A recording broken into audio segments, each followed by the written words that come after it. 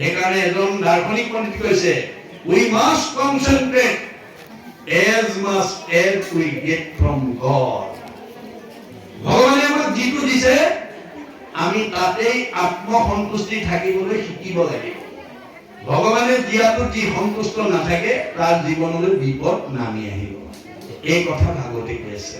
গতিকে সেইকাৰণে আমি উঠি অহা প্ৰজন্ম সমাজত এই চৰ্চাৰ মাজেদি আমি যাতে সমাজখন সংস্কাৰ কৰিব পাৰোঁ, নিজক যাতে সংস্কাৰ কৰিব পাৰোঁ, আমাৰ বৈষয়িক মনটোৰ পৰা যাতে আমি ভক্তি পথলৈকে যাতে আমি আগবাঢ়ি আহিব পাৰোঁ বা ঘূৰাই আনিব পাৰোঁ, তাৰ প্ৰতি যদি আপোনালোকে কায়িক, মানসিক, বৌদ্ধিক, আৰ্থিকভাৱে অকণমান ত্যাগ কৰি এটা খোজ আগবঢ়াব পাৰে।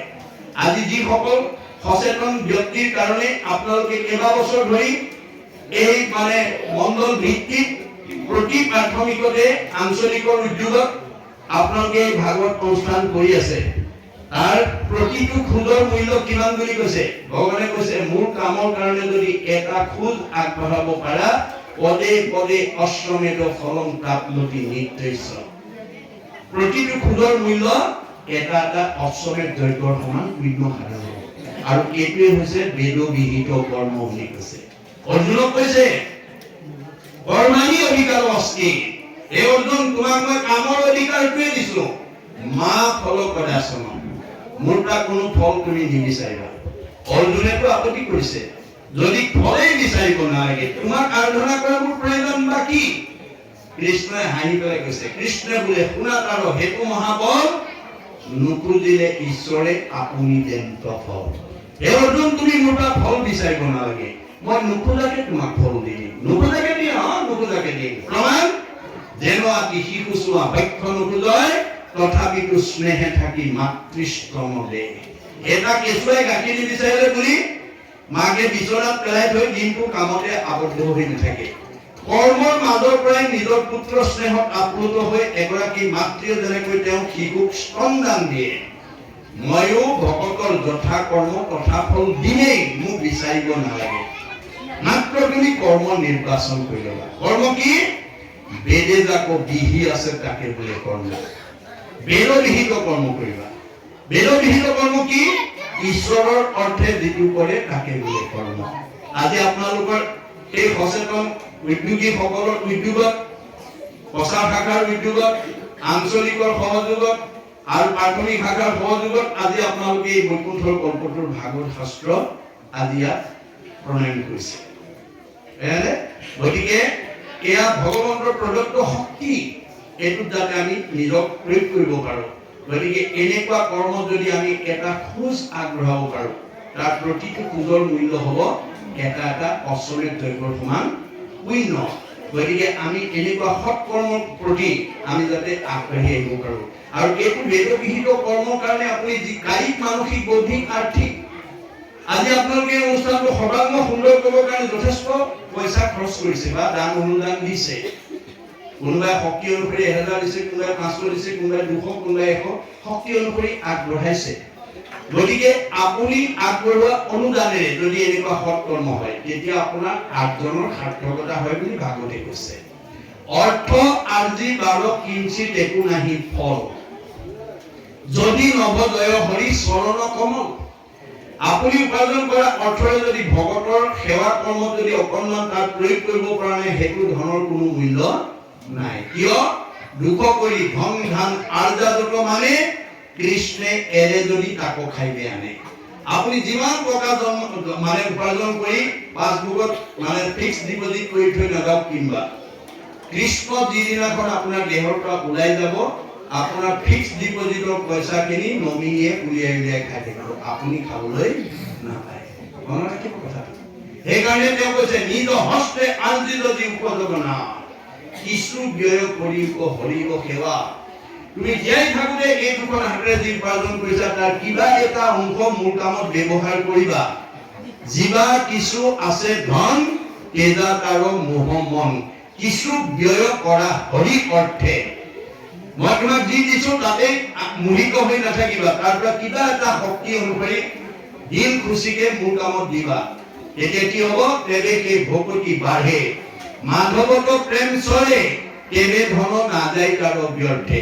আজি অনুষ্ঠানটোলৈ আপোনালোকে যিসকলে দান বৰঙণি দিলে দেখাত কিন্তু খৰচ হৈছে, আচলতে জমা হৈছে। কেনেকৈ হৈছে? এক গুণ লগাইলে অনন্ত গুণ হয়, নাজানি মুগুদ হবে ধন সাঞ্চিত। এই কথা নজনা বিলাকে এনেকুৱা ভাল কামলৈ দান বৰঙণি বিচাৰিবলৈ দিবলৈ ইচ্ছা নকৰে। ফলত কি হয় জানে? আমাৰ বুঢ়াসকলে কয়, শাকত নেখায় লোন, পিটিকাত যায় 3 গুণ। যি মানুহে ভাল কামত 2 টকা নিদিয়ে, তাৰ বেয়া কামত বহুত পইচা খৰচ কৰে। সেইকাৰণে কৈছে, মানে ধন থাকি যিটো বিষ্ণু বৈষ্ণৱক নেদৈ, গৃহাগত ভৈলে তাক নাই বুলি খেদৈ, মাধৱৰ নামলৈয়া বৈষ্ণৱ বোলাৱে, হেনয় জনক দণ্ড দিয়ন্ত মাধৱে। মই দিয়া ধন থকা স্বত্তেও মোৰ কামত ব্যৱহাৰ কৰিবলৈ কোনোবাই অনুদান এটা বিচাৰি গলে যদি নাই বুলি কোনোবাই খেদি পঠিয়ায়, সি বৈষ্ণৱেই হওক বা অবৈষ্ণৱেই হওক, মই তেওঁক শাস্তি দিমেই, তেওঁক দণ্ড দিমেই। কেনেকৈ দিম? নহি চুৰে নেই নহি অগ্নিয়ে দহয়, নহি দণ্ড বন্ধ হুয়াৰ ৰাজাই লয়। তাৰ ধনটো হয় চুৰ ডকাইত উগ্ৰপন্থীৰ দ্বাৰা লৈ যাম, নহয় জুয়ে পুৰিব, নহয় আকস্মিক দুৰ্ঘটনা বেমাৰ আজাৰ হৈ ডাক্তৰে খাব, নহয় কাজিয়া পেচাল লাগি কেছ মামলা লাগি পুলিচে খাব। সিমানতো মই তাক ৰেহাই নিদিওঁ। কি কৰিম? হা ধন বুলি পাছে কান্দেৰাও বান্ধি, ঘৰে ঘৰে ভিক্ষা মাগে কৃষ্ণ কৃষ্ণ বুলি। এই জীৱনটো মই পিছৰ জন্মত ভিক্ষাৰী কৰি পঠিয়াই দিম। এতিয়া আপোনালোকে গাড়ীয়ে মটৰে ট্ৰেইনত গলে দেখিব, যি জনগোষ্ঠীয়ে ভিক্ষাৰী নহওক, সদায় ঈশ্বৰৰ নাম লৈ ভিক্ষা খোজে। এইটো ভাগৱত দৰ্শন। মনত ৰাখিব যে ভগৱানৰ কামত একো লগালে তেওঁ অনন্ত গুণ দি দিওঁ বুলি কৈছে। এক গুণ লগাইলে অনন্ত গুণ হয়, নাজানি মুগুদ হবে ধন সাঞ্চিত হয়। মোৰ কাৰণে এগুণ দিলে মই অনন্ত গুণ দি দিওঁ, ভকতৰ ধাৰ নেখাওঁ। তাৰ উদাহৰণ দ্ৰৌপদীৰ ক্ষেত্ৰত দেখুৱাই থৈ গৈছো। আপোনালোকে জানে ভগৱন্তৰ কৃষ্ণৰ 16,108 গৰাকী ভাৰ্যা, তাৰ ভিতৰত 8 গৰাকী সকলোতকৈ ধুনীয়া, 8 গৰাকীক তেওঁ সকলোতকৈ বেছি ভাল পায়। সেই 8 গৰাকীতকৈ তেওঁ দ্ৰৌপদীক বেছি ভাল পায়। এই কথাটো জানি 8 গৰাকী মনৰ ক্ষোভ যে আমি ইমান ধুনীয়া ধুনীয়া 8 গৰাকী থাকোঁতে আকৌ দ্ৰৌপদীকো ভাল পায়। তেওঁলোকে ভবাৰ লগে লগে কৃষ্ণই গম পাই গ'ল, তেওঁলোকে ভুল ধাৰণা লৈ লৈছে যে মই কিয় দ্ৰৌপদীক ভাল পাওঁ। এই কথাটো যদি বাস্তৱ উদাহৰণৰ দ্বাৰা যদি তেওঁলোকক মই দেখুৱাই দিব নোৱাৰো, তেওঁলোকে মোৰ ওপৰত সদায় এই ক্ষোভটো ৰাখি থাকিব। এই বুলি ভাবি তেওঁ কি কৰিলে, এটা পৰিকল্পনা কৰি অস্ত্ৰ পৰিচালনাত আৰম্ভ কৰিলে, দ্ৰৌপদীক আমন্ত্ৰণ কৰিলে। অস্ত্ৰ পৰিচালনা কৰি থাকোঁতে অস্ত্ৰ লাগি আঙুলি কাটি তেজ ওলাবলৈ ধৰিলে। আঙুলিৰ পৰা তেজ ওলোৱা দেখি 8 গৰাকীয়ে ফটা কাপোৰ বিচাৰি ভিতৰ সোমালে। কিন্তু সেই মুহূৰ্ততে দ্ৰৌপদী আহি তেওঁৰ সন্মুখত থিয় হৈ অকণো অপেক্ষা নকৰি কৃষ্ণৰ আঙুলিত তেজ ওলোৱা দেখি পিন্ধি যোৱা শাৰীখনৰ আঁচল এটা ফালি তৎক্ষণাত আঙুলি বান্ধি তেজ ৰাখি দিলে। 8 গৰাকীয়ে ফটা কাপোৰ লৈ আহি দেখে, কৃষ্ণৰ আঙুলি বান্ধিলে।